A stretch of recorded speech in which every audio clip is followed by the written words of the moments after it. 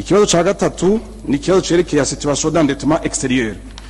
Ndavye le niveau d'endettement ni make cyane 594 millions quelque chose y'amadolari. Tukaba tuzi neza yuko Burundi batubuza gufata amadeni cyane cyane na Banki Mondiale na za BAD, nico gituma twe tuhabwa amadon tutaronka amadeni. Mbega nyakuba mushikiranganje uravye ibi vy'amato concessionnaire sukutubuza kugira dutera imbere, kuko igihe twebwe tudafata amadeni nyene iteka yabivuze umuntu agideni kugira ashobore kwiteza imbere cyane cyane yashaka kugira imisuma ku by'ama infrastructure n'ibindi.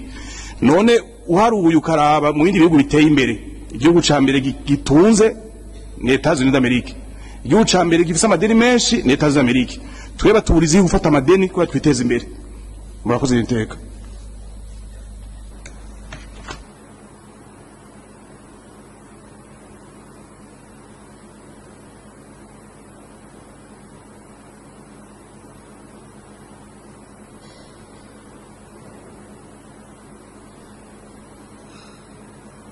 Ego murakoze, unaho duha ijambo Honorable Patricie.